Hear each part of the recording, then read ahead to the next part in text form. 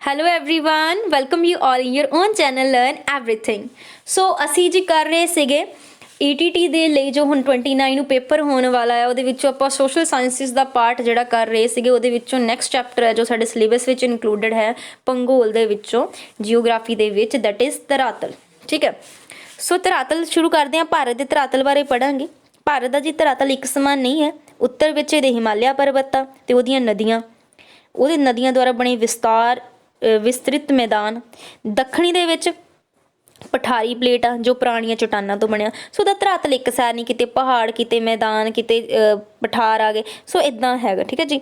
ਭੌਤਿਕੀ ਭਾਗ 5 ਭਾਗਾਂ 'ਚ ਵੰਡਿਆ ਜੀ। ਧਰਾਤਲ ਦੇ ਅਨੁਸਾਰ ਭਾਰਤ ਨੂੰ ਅਸੀਂ 5 ਭਾਗਾਂ 'ਚ ਵੰਡਿਆ। ਪਹਿਲਾ ਹੈਗਾ ਜੀ ਹਿਮਾਲੀ ਪਰਬਤੀ ਖੇਤਰ, ਫਿਰ ਦੂਸਰੇ ਉੱਤਰ ਦੇ ਵਿੱਚ ਵਿਸ਼ਾਲ ਮੈਦਾਨ, ਫਿਰ ਪ੍ਰਾਇਦੀਪੀ ਪਠਾਰ ਖੇਤਰ, ਫਿਰ ਤਟੀ ਮੈਦਾਨ ਅਤੇ ਉਸ ਤੋਂ ਬਾਅਦ ਭਾਰਤੀ ਦੀਪ। ਠੀਕ ਹੈ ਜੀ। ਇਹ ਯਾਦ ਰੱਖਿਓ ਕਿੰਨੇ 'ਚ ਵੰਡਿਆ? 5 ਦੇ ਵਿੱਚ। ਹਿਮਾਲਿਆ ਪਰਬਤੀ ਖੇਤਰ ਪਹਿਲਾਂ ਦੇਖ ਲੈਂਦੇ ਹਾਂ। ਬਰਫ਼ ਨਾਲ ਢੱਕਿਆ ਰਹਿਣ ਕਰਕੇ ਇਹ ਪਰਬਤੀ ਖੇਤਰ ਇੱਕ ਵੱਡੀ ਦੀਵਾਰ ਦੀ ਤਰ੍ਹਾਂ ਪੂਰਬ ਦੇ ਵਿੱਚ ਅਰੁਣਾਚਲ ਪ੍ਰਦੇਸ਼ ਤੋਂ ਲੈ ਕੇ ਪੱਛਮ ਵਿੱਚ ਕਸ਼ਮੀਰ ਤੱਕ ਫੈਲਿਆ ਹੋਇਆ ਹੈ। ਇਹ ਤੁਹਾਨੂੰ ਪਤਾ ਹੋਣਾ ਚਾਹੀਦਾ, ਸਿੰਪਲ ਆ। ਹਿਮਾਲਿਆ ਪਰਬਤ, ਇਹ ਪਰਬਤ ਭਾਰਤ ਦੇ ਉੱਤਰ ਵਿੱਚ ਕਸ਼ਮੀਰ ਤੋਂ ਅਰੁਣਾਚਲ ਪ੍ਰਦੇਸ਼ ਤੱਕ ਫੈਲੇ ਹੋਏ ਹਨ। ਦੇਖੋ ਕਿੱਥੋਂ, ਕਸ਼ਮੀਰ ਤੋਂ ਲੈ ਕੇ ਅਰੁਣਾਚਲ ਪ੍ਰਦੇਸ਼ ਤੱਕ। ਸੰਸਾਰ ਦੇ ਸਭ ਤੋਂ ਉੱਚੇ ਪਰਬਤ ਇਹੀ ਆ। ਲੰਬਾਈ ਇਹਨਾਂ ਦੀ ਹੈ ਜੀ 2400 ਕਿਲੋਮੀਟਰ ਅਤੇ ਚੌੜਾਈ 240 ਤੋਂ 320 ਕਿਲੋਮੀਟਰ। ਕਈ ਬੁੱਕਸ 'ਚ ਤੁਹਾਨੂੰ 250 ਕਿਲੋਮੀਟਰ ਵੀ ਲਿਖੀ ਮਿਲ ਸਕਦੀ ਹੈ। ਉੱਤਰੀ ਵਿਸ਼ਾਲ ਮੈਦਾਨ, ਉਹਨਾਂ ਬਾਰੇ ਦੇਖਦੇ ਹਾਂ। ਇਹ ਮੈਦਾਨ ਹਿਮਾਲਿਆ ਪਰਬਤ ਅਤੇ ਦੱਖਣੀ ਪਠਾਰ ਦੇ ਵਿਚਕਾਰ। ਦੇਖੋ ਹਿਮਾਲਿਆ ਪਰਬਤ ਉੱਪਰ, ਦੱਖਣੀ ਪਠਾਰ ਇੱਧਰ ਹੋ ਗਏ। ਇਹਨਾਂ ਦੇ ਵਿਚਕਾਰ ਜਿਹੜੇ ਫੈਲੇ ਹੈਗੇ ਉਹ ਮੈਦਾਨ। ਹੁੰਦਾ ਕਿ ਉਹਨਾਂ ਜਿਹੜੀ ਨਦੀਆਂ ਮਿੱਟੀ ਲੈ ਕੇ ਆਉਂਦੀਆਂ ਨਾ, ਉਹਨਾਂ ਨਾਲ ਬਣੇ। ਇਹ ਬਹੁਤ ਉਪਜਾਊ ਮਿੱਟੀ ਹੁੰਦੀ ਹੈ। ਮੈਦਾਨ ਬਹੁਤ ਹੈਗੇ ਨੇ, ਜਿੱਦਾਂ ਗੰਗਾ ਦੇ ਮੈਦਾਨ ਹੋ ਗਏ, ਬਹੁਤ ਉਪਜਾਊ ਆ। ਪ੍ਰਾਇਦੀਪੀ ਪਠਾਰ, ਇਹ ਪਠਾਰੀ ਭਾਗ ਭਾਰਤ ਦਾ ਸਭ ਤੋਂ ਪੁਰਾਣਾ ਜੀ ਭਾਗ ਹੈ, ਜਿਹੜਾ ਪਹਾੜੀਆਂ ਨਾਲ ਘਿਰਿਆ ਹੋਇਆ। ਬਹੁਤ ਸਾਰੀਆਂ ਪਹਾੜੀਆਂ ਆ। ਇਹ ਗੋਂਡਵਾਨਾ ਲੈਂਡ ਵਾਲੀਆਂ ਸਖਤ ਤੇ ਰਵੇਦਾਰ ਚਟਾਨਾਂ ਨਾਲ ਬਣਿਆ। ਠੀਕ ਹੈ, ਸੋ ਚਟਾਨਾਂ ਦੇ ਨਾਮ ਯਾਦ ਰੱਖਿਓ। ਅੱਗੇ ਹੈਗੇ ਤੱਟ ਦੇ ਮੈਦਾਨ। ਇਹ ਮੈਦਾਨ ਪੂਰਬੀ ਤੇ ਪੱਛਮੀ ਘਾਟ, ਜੇ ਤੁਹਾਨੂੰ ਹੋਵੇ ਨਾ ਈਸਟ ਕੋਸਟ, ਵੈਸਟ ਕੋਸਟ ਪਤਾ ਹੋਵੇ ਤੁਹਾਨੂੰ, ਪੂਰਬੀ, ਇਹ ਮੈਦਾਨ ਪੂਰਬੀ ਤੇ ਪੱਛਮੀ ਘਾਟ ਦੇ ਨਾਲ ਫੈਲੇ ਹੋਏ ਆ। ਠੀਕ ਹੈ, ਉਹਦੇ 'ਚ ਪੱਛਮੀ ਘਾਟ ਤੇ ਪੂਰਬੀ ਘਾਟ ਵਾਲੇ ਨਾਲ। ਪੂਰਬੀ ਤੱਟ ਦੇ ਮੈਦਾਨ ਪੱਛਮੀ ਤੱਟ ਦੇ ਮੈਦਾਨ ਨਾਲ ਚੌੜੇ ਹਨ। ਇਹ ਯਾਦ ਰੱਖਿਓ, ਪੂਰਬੀ ਵਾਲੇ ਪਾਸੇ ਵਾਲੇ ਜ਼ਿਆਦਾ ਚੌੜੇ ਆ ਕਿਹਦੇ ਨਾਲੋਂ? ਪੱਛਮੀ ਵਾਲੇ ਨਾਲੋਂ। ਭਾਰਤੀ ਦੀਪ, ਬੰਗਾਲ ਦੀ ਖਾੜੀ ਤੇ ਅਰਬ ਸਾਗਰ। ਜੇ ਤੁਹਾਨੂੰ ਪਤਾ ਹੋਵੇ ਇੱਧਰਲੀ ਸਾਈਡ ਬੰਗਾਲ ਦੀ ਖਾੜੀ ਹੈ, ਇੱਧਰ ਅਰਬ ਸਾਗਰ ਹੈ। ਠੀਕ ਹੈ, ਇਹ ਸਾਡਾ ਇੰਡੀਆ ਦਾ ਥੋੜ੍ਹਾ ਜਿਹਾ ਨਕਸ਼ਤਰ ਮੈਂ ਨੀਚੇ ਤੋਂ ਡਰਾ ਕਰਨ ਦੀ ਕੋਸ਼ਿਸ਼ ਕੀਤੀ ਹੈ। ਠੀਕ ਹੈ, ਇਹਨਾਂ ਵਿੱਚ ਅਨੇਕੀ ਭਾਰਤੀ ਦੀਪ ਸਨ। ਇਹ ਸਮੂਹਾਂ ਦੇ ਰੂਪ ਵਿੱਚ ਮਿਲਦੇ ਨੇ। ਲਕਸ਼ਦੀਪ ਸਮੂਹ, ਅੰਡੇਮਾਨ ਨਿਕੋਬਾਰ ਪਤਾ ਹੋਵੇ ਨਾ, ਇੱਧਰ ਬੰਗਾਲ ਦੀ ਖਾੜੀ ਵਾਲੇ, ਇੱਧਰ ਇਹ ਹੈਗੇ ਅਰਬ, ਆਪਣੇ ਅੰਡੇਮਾਨ ਨਿਕੋਬਾਰ, ਜੇ 10 ਡਿਗਰੀ 9 ਡਿਗਰੀ ਚੈਨਲਸ ਵੀ ਹੈਗੇ ਆ। ਅਤੇ ਇੱਧਰ ਜੇ ਆਪਾਂ ਗੱਲ ਕਰੀਏ ਅਰਬ ਸਾਗਰ ਵੱਲ, ਇੱਧਰ ਤੁਹਾਨੂੰ ਲਕਸ਼ਦੀਪ ਮਿਲ ਜਾਏਗਾ। ਅੱਗੇ ਜਲ ਪ੍ਰਵਾਹ ਜਾਂ ਨਦੀਆਂ। ਜਲ ਪ੍ਰਵਾਹ ਦਾ ਅਰਥ ਹੁੰਦਾ ਨਦੀਆਂ। ਭਾਰਤ ਦੀਆਂ ਨਦੀਆਂ ਦੋ ਭਾਗਾਂ ਵਿੱਚ ਵੰਡਿਆ। ਉੱਤਰ ਭਾਰਤ ਦੀਆਂ ਨਦੀਆਂ ਅਤੇ ਦੱਖਣੀ ਭਾਰਤ ਦੀਆਂ ਨਦੀਆਂ। ਉੱਤਰ ਭਾਰਤ ਦੀਆਂ ਨਦੀਆਂ ਸਾਰਾ ਸਾਲ ਵਗਦੀਆਂ। ਦੱਖਣ ਭਾਰਤ ਦੀਆਂ ਨਦੀਆਂ ਸਿਰਫ, ਕਿਉਂਕਿ ਉੱਤਰ ਭਾਰਤ ਤੁਹਾਨੂੰ ਪਤਾ ਉੱਪਰ ਤਾਂ ਪਹਾੜ ਹੈਗੇ ਨੇ, ਅਤੇ ਉਹ ਸਾਰਾ ਸਾਲ ਹੀ ਫਿਰ ਵਰਖਾ ਹੁੰਦੀ ਰਹੇਗੀ। ਅਤੇ ਦੱਖਣੀ ਭਾਰਤ ਦੀਆਂ ਨਦੀਆਂ ਸਿਰਫ ਵਰਖਾ ਰੁੱਤ ਵਿੱਚ ਹੀ ਵਗਦੀਆਂ। ਠੀਕ ਹੈ, ਸੋ ਇਹ ਜਿਹੜਾ ਸਿੰਪਲ ਪੁਆਇੰਟ ਆ, ਹੁਣ ਜਿਹੜਾ ਰਿਵਾਈਜ਼ ਕਰਵਾ ਦਿੰਦੀ ਮੈਂ ਕਿ ਇਹਦੇ ਵਿੱਚੋਂ ਕੀ ਇੰਪੋਰਟੈਂਟ ਜਿਹੜਾ ਤੁਸੀਂ ਯਾਦ ਰੱਖਿਓ। ਇੱਕ ਤਾਂ ਇਹ ਯਾਦ ਰੱਖਿਓ 5 ਭਾਗਾਂ ਵਿੱਚ ਵੰਡਿਆ। ਠੀਕ ਹੈ, ਦੂਸਰਾ ਤੁਹਾਨੂੰ ਇਹ ਪਤਾ ਹੋਣਾ ਚਾਹੀਦਾ ਕਿੱਥੋਂ ਲੈ ਕੇ ਕਿੱਥੇ ਹਿਮਾਲਿਆ ਪਰਬਤੀ ਖੇਤਰ ਕਿੱਥੋਂ ਤੱਕ ਫੈਲਿਆ, ਫਿਰ ਹਿਮਾਲਿਆ ਪਰਬਤ ਕਿੱਥੇ ਤੱਕ ਫੈਲਿਆ। ਠੀਕ ਹੈ, ਇਹਦੀ ਲੰਬਾਈ 2400, ਚੌੜਾਈ 250 ਯਾਦ ਰੱਖ ਲਿਓ, ਉਹਦੇ ਅਪਰੋਕਸ ਲਾਗੇ ਛਾਗੇ। ਠੀਕ ਹੈ, ਫਿਰ ਉਸ ਤੋਂ ਬਾਅਦ ਤੁਹਾਨੂੰ ਪਤਾ ਹੋਣਾ ਚਾਹੀਦਾ ਜਿਹਦਾ ਪੂਰਬੀ ਤੱਟ ਦੇ ਮੈਦਾਨ ਜ਼ਿਆਦਾ ਚੌੜੇ ਆ ਪੱਛਮੀ ਨਾਲੋਂ। ਉਸ ਤੋਂ ਬਾਅਦ ਇਹ ਵੀ ਪਤਾ ਹੋਣਾ ਚਾਹੀਦਾ ਕਿ ਉੱਤਰ ਭਾਰਤ ਦੀਆਂ ਨਦੀਆਂ ਸਾਰਾ ਸਾਲ ਵਗਦੀਆਂ, ਅਤੇ ਦੱਖਣ ਵਾਲੀਆਂ ਜੀ ਜਦੋਂ ਵਰਖਾ ਰੁੱਤ ਹੁੰਦੀ ਉਦੋਂ ਹੀ ਵਗਦੀਆਂ। ਅੱਗੇ ਆ ਜੀ ਭਾਰਤ ਦੀ ਭੌਤਿਕ ਵੰਡ ਦੀ ਮੁੱਖ ਇਕਾਈਆਂ ਦੇ ਨਾਂ ਲਿਖੋ।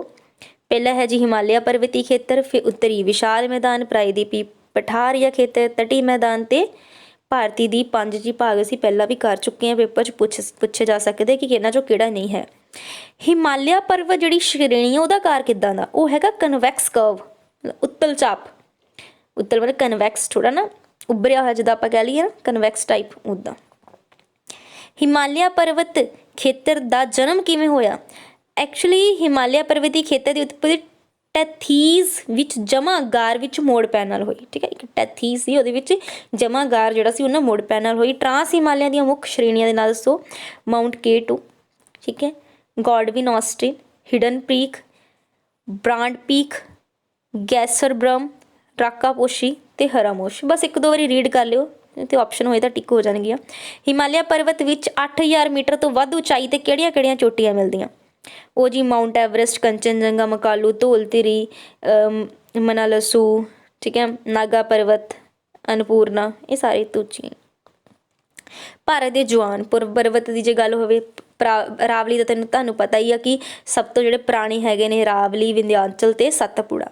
ਪਰ ਜਵਾਨ ਪਰਬਤ ਜਿਹੜੇ ਹਿਮਾਲਿਆ ਪਰਬਤ, ਠੀਕ ਹੈ, ਇਹ ਭਾਰਤ ਦੇ ਜਵਾਨ ਪਰਬਤ ਆ। ਜੇ ਪ੍ਰਾਚੀਨ ਦੀ ਗੱਲ ਕਰੀਏ ਕਿਹੜੇ, ਅਰਾਵਲੀ, ਵਿੰਧਿਆਚਲ ਤੇ ਸਤਪੁੜਾ। ਭਾਰਤ ਵਿੱਚ ਦਰਾੜ ਘਾਟੀਆਂ ਕਿੱਥੇ ਆ? ਉਹ ਪ੍ਰਾਇਦੀਪੀ ਪਠਾਰ 'ਚ ਤੁਹਾਨੂੰ ਮਿਲਣਗੀਆਂ। ਡੈਲਟਾ ਕੀ ਹੁੰਦੇ ਆ? ਠੀਕ ਹੈ, ਨਦੀ ਉੱਦਾਂ ਵੀ ਨਾ ਜਦੋਂ ਬਹੁਤ ਸਾਰੀਆਂ ਨਦੀਆਂ ਆਪਣੇ ਨਾਲ ਕਾਫੀ ਸਾਰਾ ਸਮਾਨ ਇਕੱਠਾ ਕਰਕੇ ਲੈ ਕੇ ਆਉਂਦੀਆਂ, ਫਿਰ ਉਹ ਜਦੋਂ ਸਮੁੰਦਰ 'ਚ ਡਿੱਗਦੀਆਂ, ਉਹ ਇੱਥੇ ਕੋਐਗੂਲੇਸ਼ਨ ਦਾ ਪ੍ਰੋਸੈਸ ਹੁੰਦਾ ਜਿਹਦੇ ਨਾਲ ਉਹ ਸਮਾਨ ਇੱਕ ਜਗ੍ਹਾ ਜਮ੍ਹਾਂ ਹੋ ਜਾਂਦਾ ਆ, ਠੀਕ ਹੈ। ਸੋ ਉੱਥੇ ਉਹ ਡੈਲਟਾ ਬਣ ਜਾਂਦਾ। ਸੋ ਨਦੀ ਦੇ ਹੇਠਲੇ ਭਾਗ ਵਿੱਚ ਬਣੇ ਥਲ ਰੂਪ ਨੂੰ ਉਹਨਾਂ ਨੇ ਇਹਨੂੰ ਇੱਦਾਂ ਕਹਿ ਦਿੱਤਾ ਹੈ, ਉਹਨੂੰ ਡੈਲਟਾ ਕਿਹਾ ਜਾਂਦਾ। ਪਤਾ ਨਾ ਆਪਣੇ ਸੰਸਾਰ ਦਾ ਸਭ ਤੋਂ ਵੱਡਾ ਡੈਲਟਾ ਬਣਦਾ ਬੰਗਾਲ ਦੀ ਖਾੜੀ ਦੇ ਉੱਪਰ ਕੋਲ, ਪੱਛਮੀ ਬੰਗਾਲ ਦੇ ਆਪਣੇ ਜਦੋਂ ਬੰਗਾਲ ਦੀ ਖਾੜੀ 'ਚ ਦੀਆਂ ਆ ਕੇ ਡਿੱਗਦੀਆਂ, ਬ੍ਰਹਮਪੁੱਤਰ ਨਦੀ ਪਿੱਛੋਂ ਆਉਂਦੀ ਆ ਪੱਛਮੀ ਬੰਗਾਲ ਦੇ ਵਿੱਚ ਸੁੰਦਰਬਨ ਡੈਲਟਾ ਦੁਨੀਆ ਦਾ ਸਭ ਤੋਂ ਵੱਡਾ ਡੈਲਟਾ ਹੈ, ਠੀਕ ਹੈ। ਦੇਸ਼ ਦੇ ਮੁੱਖ ਡੈਲਟੀ ਖੇਤਰ ਦੇ ਨਾਮ ਲਿਖੋ। ਗੰਗਾ ਬ੍ਰਹਮਪੁੱਤਰ ਡੈਲਟਾ ਜਿਹਦੀ ਮੈਂ ਹੁਣੇ ਗੱਲ ਕਰਕੇ ਹਟੀ ਹਾਂ, ਗੋਦਾਵਰੀ ਨਦੀ ਡੈਲਟਾ ਇਹ ਸਭ ਤੋਂ ਵੱਡਾ ਤਾਂ ਹੋ ਗਿਆ ਨਾ, ਇਹਨੂੰ ਸੁੰਦਰਬਨ ਡੈਲਟਾ ਕਹਿੰਦੇ ਆ। ਬਾਕੀ ਕ੍ਰਿਸ਼ਨਾ ਨਦੀ ਵੀ ਡੈਲਟਾ ਬਣਾਉਂਦੀ ਹੈ, ਮਹਾਨਦੀ ਡੈਲਟਾ, ਸਾਰੇ ਡੈਲਟੇ ਹੈਗੇ ਆਪਣੇ। ਹਿਮਾਲਾ ਪਰਬਤ ਵਿੱਚ ਕਿਹੜੇ ਦਰੇ ਜਾਂ ਰਸਤੇ ਮਿਲਦੇ ਹਨ? ਬੋਰਜ਼ਿਲ, ਜੋਜਿਲਾ, ਲਾਣਕਲਾ, ਚਾਂਕਲਾ, ਖੁਰਨਕਲਾ, ਬਾਰਾ, ਲੈਪਸਾ, ਲੈਪਚਾਲਾ, ਸਿਪਕੀਲਾ, ਨਾਥੂਲਾ, ਤਕਲਾ ਕੋਟ, ਠੀਕ ਹੈ। ਸਿੰਪਲ ਕਰ ਲਿਓ, ਜਿਹੜੇ ਕੁਐਸਚਨ ਤੁਹਾਨੂੰ ਜ਼ਿਆਦਾ ਥੋੜ੍ਹੇ ਲੱਗਣਗੇ ਨਾ ਉਹ ਤੁਸੀਂ ਛੱਡ ਦਿਓ, ਕੋਈ ਪ੍ਰੋਬਲਮ ਨਹੀਂ ਹੈਗੀ। ਛੋਟੇ ਹਿਮਾਲਯ ਦੀਆਂ ਮੁੱਖ ਪਰਬਤ ਸ਼੍ਰੇਣੀਆਂ ਦੇ ਨਾਮ ਲਿਖੋ। ਜਿਹੜੇ ਥੋੜ੍ਹੇ ਔਖੇ ਲੱਗਦੇ ਨੇ ਉਹਨੂੰ ਬਸ 4-5 ਵਾਰੀ ਪੜ੍ਹ ਲਓ ਕਿ ਤੁਹਾਡੇ ਦਿਮਾਗ 'ਚ ਨਾਮ ਰਹਿ ਜਾਣ। ਕਸ਼ਮੀਰ ਵਿੱਚ ਦੇਖ ਲਓ ਪੀਰ ਪੰਜਾਲ, ਨਾਗਾ ਟਿੱਬਾ। ਹਿਮਾਚਲ ਵਿੱਚ ਧੌਲਧਰ ਤੇ ਕੁਮਾਊਂ। ਨੇਪਾਲ ਵਿੱਚ ਮਹਾਭਾਰਤ। ਉੱਤਰਾਖੰਡ ਵਿੱਚ ਮਨਸੂਰੀ ਤੇ ਭੂਟਾਨ ਵਿੱਚ ਥਿੰਪੂ। ਇਹ ਜੀ ਹਿਮਾਲਿਆ ਪਰਬਤ ਦੀਆਂ ਸ਼੍ਰੇਣੀਆਂ, ਇਹ ਪੁੱਛੀਆਂ ਜਾ ਸਕਦੀਆਂ, ਸੋ ਇਹਨੂੰ ਜ਼ਰਾ ਧਿਆਨ ਨਾਲ ਲਿਖ ਲਿਓ, ਪੁੱਛ ਸਕਦਾ ਕਿਹੜੀ ਕਿਹਦੇ ਵਿੱਚ ਆ। ਛੋਟੇ ਹਿਮਾਲਿਆ ਵਿੱਚ ਕਿਹੜੀਆਂ ਸਿਹਤਵਰਧਕ ਘਾਟੀਆਂ ਤੇ ਸਥਾਨ ਮਿਲਦੇ ਹਨ? ਸ਼ਿਮਲਾ, ਸ਼੍ਰੀਨਗਰ, ਮਨਸੂਰੀ, ਨੈਨੀਤਾਲ, ਦਾਰਜੀਲਿੰਗ ਤੇ ਚਕਰਾਤਾ। ਨੈਕਸਟ ਹੈ ਜੀ ਦੇਸ਼ ਦੀਆਂ ਮੁੱਖ ਦੂਨ ਘਾਟੀਆਂ। ਦੇਹਰਾਦੂਨ, ਪਤਲੀ ਦੂਨ, ਕੋਥਰੀ ਦੂਨ, ਉਧਮਪੁਰ, ਕੋਟਲੀ। ਹਿਮਾਲਿਆ ਦੀਆਂ ਮੁੱਖ ਪੂਰਬੀ ਸ਼ਾਖਾਵਾਂ ਦੇ ਨਾਮ ਲਿਖੋ। ਇਹ ਸਾਰੀਆਂ ਦਿੱਤੀਆਂ ਹੋਈਆਂ, ਤੁਸੀਂ ਇੱਕ ਵਾਰੀ ਇਹਨਾਂ ਨੂੰ ਪੜ੍ਹ ਲੈਣਾ, ਠੀਕ ਹੈ। ਇਹ ਸਿੰਪਲ ਉਹੀ ਨਾਮ ਆ ਤੇ ਕਾ ਹੈਗੇ ਜਿਹੜੇ ਇਹ ਅੱਗੇ ਅਸੀਂ ਕੁਐਸਚਨਾਂ ਤੇ ਚੱਲਦੇ ਹਾਂ, ਠੀਕ ਹੈ। ਇਹ ਸਾਰੇ ਤੁਸੀਂ ਆਪ ਪੜ੍ਹ ਲੈਣੇ ਕੁਐਸਚਨ ਸਕਰੀਨਸ਼ਾਟ ਲੈ ਕੇ, ਕਿਉਂਕਿ ਨਾਮ ਹੀ ਹੈਗੇ ਨੇ ਇਹ, ਠੀਕ ਹੈ। ਸੋ ਜਿੰਨੇ ਕੁ ਤੁਹਾਡਾ ਯਾਦ ਕਰਨੇ ਤੁਸੀਂ ਕਰ ਲਿਓ, ਠੀਕ ਹੈ। ਇਹ ਜਸਟ ਤੁਸੀਂ ਸਕਰੀਨਸ਼ਾਟ ਲੈ ਲਓ। ਆਹ ਵਾਲਾ ਵੀ ਇੰਪੋਰਟੈਂਟ, ਦੱਖਣੀ ਸੀਮਾ ਵਿੱਚ ਜਿਹੜਾ ਹੈਗਾ ਉਹ ਰਸਤੇ ਇੰਦਰਾ ਪੁਆਇੰਟ, ਬਟ ਇਹ 2000 ਦੀ ਸੁਨਾਮੀ ਦੇ ਵਿੱਚ ਡੁੱਬ ਗਿਆ ਸੀਗਾ, ਠੀਕ ਹੈ। ਇੱਦਾਂ ਹੀ ਹਿਮਾਲਿਆ ਪਰਬਤ ਦੇ ਕੋਈ 5 ਫਾਇਦੇ, ਜੜੀਆਂ ਬੂਟੀਆਂ, ਫਲ, ਚਾਹ, ਖਣਿਜ ਪਦਾਰਥ, ਇਹ ਸਾਰੇ, ਠੀਕ ਹੈ।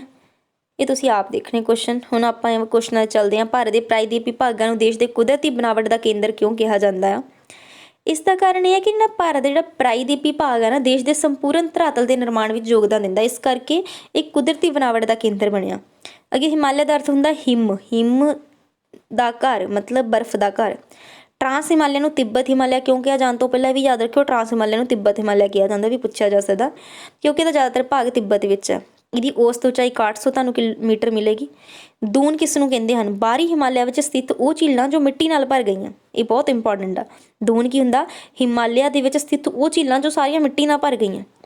ਫਿਰ ਇਹਦੀ ਪੂਰਬੀ ਸ਼ਾਖਾਵਾਂ ਦੇ ਨਾਮ, ਠੀਕ ਆ, ਡਫਾਬੰਸ ਤੇ ਸਾਰਾਮਤੀ। ਵਿਸ਼ਵ ਦੀ ਸਭ ਤੋਂ ਉੱਚੀ ਪਰਬਤ ਚੋਟੀ ਮਾਊਂਟ ਐਵਰੈਸਟ ਆ, ਸਭ ਨੂੰ ਪਤਾ। ਮਾਊਂਟ ਐਵਰੈਸਟ ਜਿਹਦੀ ਉਚਾਈ 8848 ਮੀਟਰ ਹੈ। ਬ੍ਰਹਮਪੁੱਤਰ ਦੇ ਮੈਦਾਨ ਦੀ ਲੰਬਾਈ ਚੌੜਾਈ 640 ਲੰਬਾਈ ਹੈ ਤੇ 909 ਤੋਂ 100 ਕਿਲੋਮੀਟਰ ਦੀ ਚੌੜਾਈ ਹੈ। ਭਾਰਤ ਦੇ ਪ੍ਰਾਇਦੀਪੀ ਪਠਾਰ ਦਾ ਸਿਖਰ ਬਿੰਦੂ ਕੀ ਆ? ਜੇ ਪ੍ਰਾਇਦੀਪੀ ਪਠਾਰ ਦਾ ਸਿਖਰ ਬਿੰਦੂ ਕੰਨਿਆ ਕੁਮਾਰੀ ਹੈ ਜੀ, ਦੱਖਣ ਦੇ ਵਿੱਚ। ਨਾਗਪੁਰ ਦੇ ਪਠਾਰ ਦੀ ਕੋਈ ਵਿਸ਼ੇਸ਼ ਦੱਸੋ। ਲਾਵੇ ਤੋਂ ਬਣਿਆ ਇਹ ਪਠਾਰ ਕਟਿਆ ਫਟਿਆ ਜਾ, ਠੀਕ ਆ, ਉਹਦਾ ਵੀ ਦਰਾੜ ਘਾਟੀਆਂ ਦੇ ਪ੍ਰਾਇਦੀਪੀ ਪਠਾਰ ਵਾਲੇ ਮਿਲਦੀਆਂ। ਪੱਛਮੀ ਘਾਟ ਦੇ ਦਰਿਆ ਦੇ ਨਾਮ ਥਾਲਕੋਟ, ਭੋਰਕੋਟ ਤੇ ਪਾਲਘਾਟ। ਪੱਛਮੀ ਘਾਟ ਦੇ ਦਰੇ। ਹਾਂਜੀ, ਅੱਗੇ ਹੈਗਾ ਜੀ ਝੋਗ ਝਰਨਾ ਕਿੱਥੇ ਸਥਿਤ ਹੈ? ਇਹ ਸਰਾਵਤੀ ਨਦੀ ਤੇ 250 ਮੀਟਰ ਉੱਚਾ। ਚਿਲਕਾ ਝੀਲ ਕਿੰਨੀ ਲੰਬੀ ਹੈ? 70 ਕਿਲੋਮੀਟਰ ਲੰਬੀ ਹੈ ਜੀ ਚਿਲਕਾ। ਅੰਡੇਮਾਨ ਤੇ ਨਿਕੋਬਾਰ ਦੀਪ ਸਮੂਹ ਦੇ ਕਿੰਨੇ ਦੀਪ ਹਨ? ਅੰਡੇਮਾਨ ਨਿਕੋਬਾਰ ਵਿੱਚ ਇੰਪੋਰਟੈਂਟ ਆ 120, ਅੰਡੇਮਾਨ 'ਚ 120 ਤੇ ਨਿਕੋਬਾਰ 'ਚ 18। ਇਹ ਬਹੁਤ ਜ਼ਿਆਦਾ ਇੰਪੋਰਟੈਂਟ। ਅੰਡੇਮਾਨ 'ਚ ਕਿੰਨੇ ਆ? 120, ਅੰਡੇਮਾਨ 'ਚ ਨਿਕੋਬਾਰ ਦੇ ਵਿੱਚ 18।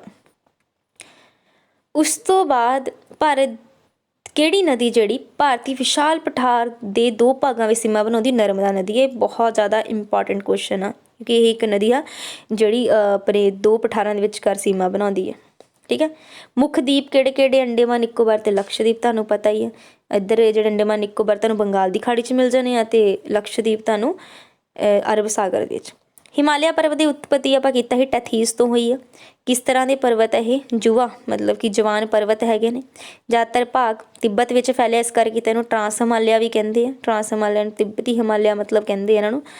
ਟਰਾਂਸ ਹਿਮਾਲਿਆ ਦੀ ਮੁੱਖ ਜਾਂ ਪ੍ਰਿਥਵੀ ਦੀ ਜੇ ਦੂਸਰੀ, ਜਦੋਂ ਪਹਿਲੀ ਤਾਂ ਮਾਊਂਟ ਐਵਰੈਸਟ ਆ, ਦੂਸਰੀ ਸਭ ਤੋਂ ਉੱਚੀ ਚੋਟੀ ਦਾ ਨਾਮ ਗੱਲ ਕਰੀਏ ਤਾਂ ਮਾਊਂਟ K2 ਟਰਾਂਸ ਹਿਮਾਲਿਆ। ਠੀਕ ਹੈ। ਭਾਰਤ ਦੀ ਸਭ ਤੋਂ ਇਹ ਪ੍ਰਿਥਵੀ ਦੀ ਦੂਸਰੀ ਸਭ ਤੋਂ ਉੱਚੀ। ਭਾਰਤ ਦੀ ਸਭ ਤੋਂ ਲੰਬੀ ਅਤੇ ਉੱਚੀ ਪਰਬਤ ਲੜੀ? ਮਹਾਨ ਹਿਮਾਲਿਆ। ਮਹਾਨ ਹਿਮਾਲਿਆ।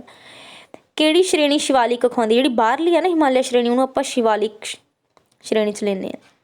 ਠੀਕ ਹੈ। ਭਾਰਤ ਦੇ ਉੱਤਰੀ ਵਿਸ਼ਾਲ ਮੈਦਾਨ ਦੀ ਰਚਨਾ ਅਤੇ ਕਿਸ ਜਲ ਪ੍ਰਵਾਹ ਪ੍ਰਣਾਲੀ ਦਾ ਯੋਗਦਾਨ ਰਿਹਾ ਹੈ? ਭਾਰਤ ਦੀ ਉੱਤਰੀ ਵਿਸ਼ਾਲ ਮੈਦਾਨ ਦੀ ਰਚਨਾ ਵਿੱਚ ਸਤਲੁਜ, ਬ੍ਰਹਮਪੁੱਤਰ ਅਤੇ ਗੰਗਾ। ਦੇਖੋ ਤਿੰਨ ਮੇਨ ਨਾਮ ਸਤਲੁਜ, ਬ੍ਰਹਮਪੁੱਤਰ ਅਤੇ ਗੰਗਾ, ਇਹਨਾਂ ਦਾ ਯੋਗਦਾਨ ਰਿਹਾ ਹੈ। ਰਾਵੀ ਤੇ ਵਿਆਸ ਦੇ ਮੱਧ ਭਾਗ ਨੂੰ ਕੀ ਕਿਹਾ ਜਾਂਦਾ ਹੈ? ਬਿਸਤ ਦੁਆਬ ਅਸੀਂ ਕਰ ਚੁੱਕੇ ਹਾਂ। ਭਾਰਤ ਦਾ ਕਿਹੜਾ ਭੂ ਭਾਗ ਤ੍ਰਿਭੁਜਾਕਾਰ ਹੈ? ਪ੍ਰਾਇਦੀਪੀ ਪਠਾਰ ਕਰ ਲਿਆ ਆਪਾਂ। ਰਾਵਲੀ ਪਰਬਤ ਦੇ ਮਾਊਂਟ ਆਬੂ ਦੀ ਸਭ ਤੋਂ ਉੱਚੀ ਚੋਟੀ ਗੁਰੂ ਸਿਖਰ ਹੈ, ਇਹ ਨਵਾਂ ਆ। ਗੋਆ ਤੋਂ ਮੰਗਲੋਰ ਤੱਕ ਸਮੁੰਦਰੀ ਤੱਟ ਕੀ ਅਖਵਾਉਂਦਾ? ਇਹਨੂੰ ਮਾਲਾਬਾਰ ਤੱਟ ਕਹਿੰਦੇ ਆ। ਕੋਂਕਣ ਤੱਟ ਜਿਹੜਾ ਆ ਉਹ ਕਿੱਥੋਂ ਤੱਕ ਇੰਪੋਰਟੈਂਟ ਆ? ਇਹ ਵੀ ਦਮਨ ਤੋਂ ਗੋਆ ਤੱਕ ਫੈਲਿਆ ਹੋਇਆ। ਭਾਰਤ ਦਾ ਕਿਹੜਾ ਭੂ ਭਾਗ ਸਾਰੇ ਤਰ੍ਹਾਂ ਦੇ ਖਣਿਜ ਵਿਸ਼ਾਲ ਭੰਡਾਰ ਜਿਹਦੇ ਵਿੱਚ ਸਾਰੇ ਉਹ ਪ੍ਰਾਇਦੀਪੀ ਪਠਾਰ? ਠੀਕ ਹੈ ਜੀ, ਇਹ ਇੰਪੋਰਟੈਂਟ ਆ। ਨੈਕਸਟ ਇਹਦੇ ਆਪਾਂ ਦੇਖਦੇ ਹਾਂ ਜੀ ਕੁਛ ਬਲੈਂਕਸ। ਟਰਾਂਸ ਹਿਮਾਲਿਆ ਦੀ ਲੰਬਾਈ ਕੀਤਾ ਸੀ ਆਪਾਂ 6100। ਦਫਾ ਦੰਬ ਅਤੇ ਸਾਰਾਮਤੀ ਇਹ ਹਿਮਾਲਿਆ ਦੀਆਂ ਪੂਰਬੀ ਸ਼ਿਖਾਵਾਂ ਦੀਆਂ ਮੁੱਖ ਚੋਟੀਆਂ। ਡੈਸ਼ ਸੰਸਾਰ ਦੀ ਸਭ ਤੋਂ ਉੱਚੀ ਪਰਬਤ ਚੋਟੀ ਹੈ ਤੁਹਾਨੂੰ ਤਾਂ ਮਾਊਂਟ ਐਵਰੈਸਟ। ਭਾਰਤੀ ਪ੍ਰਾਇਦੀਪੀ ਪਠਾਰ ਦਾ ਸਿਖਰ ਬਿੰਦੂ ਦੱਖਣ ਦੇ ਵਿੱਚ ਕੰਨਿਆ ਕੁਮਾਰੀ। ਥਾਲਕੋਟ, ਭੋਰਕੋਟ ਅਤੇ ਪਾਲਘਾਟ ਇਹ ਪੱਛਮੀ ਘਾਟ ਦੇ ਦਰੇ ਹਨ। ਚਿਲਕਾ ਝੀਲ 70 ਕਿਲੋਮੀਟਰ ਲੰਬੀ ਹੈ। ਕਿਹੜੀ ਨਦੀ ਤੁਹਾਨੂੰ ਦੱਸਿਆ ਸੀ? ਨਰਮਦਾ ਨਦੀ ਦੋ ਹਿੱਸਿਆਂ 'ਚ ਵੰਡ ਦੋ ਵਿਸ਼ਾਲ ਪਠਾਰਾਂ ਨੂੰ ਇਹਨੇ ਸੀਮਾ ਬਣਾਉਂਦੀ ਉਹਦੇ ਵਿੱਚ। ਹਿਮਾਲਿਆ ਭਾਰਤ ਦੀ ਸਭ ਤੋਂ ਲੰਬੀ ਤੇ ਉੱਚੀ ਮਾਲਾ ਹੈ ਕਿਹੜੀ? ਕੀਤਾ ਹੀ ਵੈਸੇ ਮਹਾਨ। ਮਾਲਾਬਾਰ ਤੱਟ ਦਾ ਵਿਸਤਾਰ ਗੋਆ ਤੋਂ ਕਿੱਥੇ ਤੱਕ ਆ? ਮੰਗਲੌਰ ਤੱਕ। ਛੱਤੀਸਗੜ੍ਹ ਦਾ ਮੈਦਾਨ ਕਿਹਨੇ ਬਣਾਇਆ? ਮਹਾਨਦੀ ਦੁਆਰਾ। ਠੀਕ ਹੈ। ਚਲੋ ਜੀ ਅੱਗੇ MCQs। ਮਾਊਂਟ ਐਵਰੈਸਟ ਦੀ ਉਚਾਈ 8848 ਮੀਟਰ। ਝੋਗ ਝਰਨਾ ਕਿੱਥੇ ਸਥਿਤ ਹੈ? ਸ਼ਰਾਵਤੀ ਨਦੀ ਤੇ। ਠੀਕ ਹੈ। ਹਿਮਾਲਿਆ ਦਾ ਜ਼ਿਆਦਾਤਰ ਭਾਗ ਕਿੱਥੇ ਫੈਲਿਆ? ਤਿੱਬਤ ਵਿੱਚ, ਇਸ ਲਈ ਤਿੱਬਤੀ ਹਿਮਾਲਿਆ ਵੀ ਕਹਿੰਦੇ। ਹਿਮਾਲਿਆ ਪਰਬਤ ਦੀ ਉਤਪਤੀ ਕਿੱਥੋਂ ਹੋਈ? ਟਥੀਸ ਤੋਂ। ਰਾਵੀ ਤੇ ਬਿਆਸ ਦੇ ਵਿਚਕਾਰ ਦੇਖੋ ਰਵੀ ਵਿਸਤ ਹੈ ਨਾ, ਤੋਂ ਬਿਸਤ ਦੁਆਬ। ਤ੍ਰਿਭੁਜਾ ਭਾਗ ਕੀ ਹੁੰਦਾ? ਪ੍ਰਾਇਦੀਪੀ ਪਠਾਰ ਦੱਸਿਆ ਸੀ ਤੁਹਾਨੂੰ। ਰਾਵਲੀ ਪਰਬਤਮਾਲਾ ਵਿੱਚ ਮਾਊਂਟ ਆਬੂ ਦੀ ਸਭ ਤੋਂ ਉੱਚੀ ਚੋਟੀ ਕਿਹੜੀ ਹੈ ਜੀ? ਗੁਰੂ ਸਿਖਰ। ਕੋਂਕਣ ਤੱਟ ਦਾ ਵਿਸਤਾਰ ਦਮਨ ਤੋਂ ਗੋਆ ਕੀਤਾ ਹੋਣੀ ਆਪਾਂ। ਪੱਛਮੀ ਘਾਟ ਦੀ ਮੁੱਖ ਚੋਟੀ, ਪੱਛਮੀ ਘਾਟ ਦੇ ਵਿੱਚ ਮੁੱਖ ਚੋਟੀ ਇਹ ਨਹੀਂ ਆਪਾਂ ਕੀਤਾ ਸੀ ਨਵਾਂ ਬਾਬੂਲਾ ਮਾਲਾ। ਸਤਲੁਜ, ਬ੍ਰਹਮਪੁੱਤਰ ਤੇ ਗੰਗਾ ਇਹ ਆਪਾਂ ਕੀਤਾ ਹੋਇਆ। ਉੱਤਰੀ ਵਿਸ਼ਾਲ ਮੈਦਾਨ ਹੈਗੇ ਨੇ। ਅੰਡੇਮਾਨ ਦੇ ਵਿੱਚ ਕਿੰਨੇ? ਅੰਡੇਮਾਨ 'ਚ ਕਿੰਨੇ ਦੀਪ ਸਮੂਹ ਸੀਗੇ? 120। ਨਿਕੋਬਾਰ 'ਚ ਕਿੰਨੇ ਸੀਗੇ? 18। ਸੋ ਜੀ ਸਾਰੇ ਰਿਪੀਟਡ ਕੁਐਸਚਨ ਹੈਗੇ ਨੇ। ਨੈਕਸਟ ਜੋਗ ਝਰਨਾ ਆਪਾਂ ਕਰ ਲਿਆ। ਸਾਰਾਵਤੀ ਨਦੀ ਹੈ ਨਾ। ਭਾਰਤ ਵਿੱਚ ਹਿਮਾਲਿਆ ਦੀ ਸਭ ਤੋਂ ਉੱਚੀਆਂ ਤੇ ਲੰਬੀਆਂ ਲੜੀਆਂ ਨੂੰ ਮਹਾਨ ਹਿਮਾਲਿਆ। ਪ੍ਰਾਇਦੀਪੀ ਪਠਾਰ ਦਾ ਸਿਖਰ ਬਿੰਦੂ ਕੰਨਿਆ ਕੁਮਾਰੀ। ਰਾਵੀ ਤੇ ਬਿਸਤ ਦਾ ਬਿਸਤ ਦੁਆਬ। ਸੋ ਇਹ ਤੇ ਆਨਸਰ ਵੀ ਹੈ। ਠੀਕ ਹੈ। ਮਤਲਬ ਉਹੀ ਚੀਜ਼ਾਂ ਰਿਪੀਟ ਹੋ ਰਹੀਆਂ, ਚੰਗੀ ਤਰ੍ਹਾਂ ਕਰ ਲਓ, ਕੁਝ ਜ਼ਿਆਦਾ ਔਖਾ ਨਹੀਂ ਹੈਗਾ। ਠੀਕ ਹੈ। ਸੋ ਡੀਮੋਟੀਵੇਟ ਨਹੀਂ ਹੋਣਾ ਹੈਗਾ। ਜਿਹੜੇ ਕੁਐਸਚਨ ਜਿੰਨੇ ਹੁੰਦੇ ਆ ਇੱਕ ਦੋ ਵਾਰੀ ਵੀਡੀਓ ਨੂੰ ਸੁਣੋ, ਕੁਛ ਤੱਕ ਤੁਹਾਡੇ ਜਿਹੜੇ ਆ ਕਲੀਅਰ ਹੋਣਗੇ ਇਹ ਕੁਐਸਚਨ। ਠੀਕ ਹੈ। ਜਿਹੜੇ ਜ਼ਿਆਦਾ ਨਾਮ ਹੀ ਕੁਛ ਹੈਗੇ ਛੱਡ ਦਿਓ, ਬਾਕੀ ਜ਼ਰੂਰ ਕਰੋ। Thanks for watching the video.